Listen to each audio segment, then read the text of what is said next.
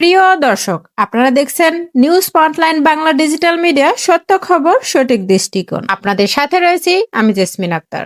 সিঙ্গুরে একটি জনসভা থেকে পশ্চিমবঙ্গের শাসক দল তৃণমূল কংগ্রেসকে কড়া ভাষায় আক্রমণ করলেন প্রধানমন্ত্রী নরেন্দ্র মোদী। তার বক্তব্যে রাজ্যের আইন শৃঙ্খলা পরিস্থিতিকে কেন্দ্র করে প্রশ্ন তোলেন তিনি এবং দাবি করেন আইন শৃঙ্খলা ঠিক না হলে রাজ্যে বড় বিনিয়োগ আসা সম্ভব নয়। প্রধানমন্ত্রী বলেন, শিল্প ও কর্মসংস্থানের জন্য নিরাপত্তা এবং স্থিতিশীল পরিবেশ সবচেয়ে জরুরি। তার অভিযোগ, পশ্চিমবঙ্গে সেই পরিবেশ নেই বলেই বিনিয়োগকারীরা পিছিয়ে যাচ্ছেন।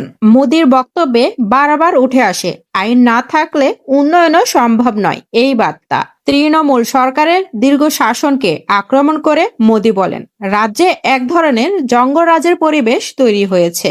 এই পরিস্থিতি বদলাতে হলে রাজনৈতিক পরিবর্তন প্রয়োজন বলেও ইঙ্গিত দেন তিনি। আসন্ন বিধানসভা নির্বাচনের প্রেক্ষিতে তার এই বক্তব্যকে সরাসরি ক্ষমতা পরিবর্তনের আহ্বান বলেই দেখছেন রাজনৈতিক পর্যবেক্ষকরা। সিঙ্গুর, যেখানে একসময় শিল্পায়নকে ঘিরে রাজ্য রাজনীতিতে বড় বিতর্ক তৈরি হয়েছিল, সেই জায়গা থেকেই বিনিয়োগ ও আইন শৃঙ্খলা নিয়ে মোদির মন্তব্য নতুন করে রাজনৈতিক উত্তাপ বাড়ল বলে মনে করছে রাজনৈতিক মহল। আপনার মতামত জানান কমেন্টে। আর নিউজ স্পটলাইট বাংলা এর সঙ্গে থাকুন সত্য খবরের জন্য।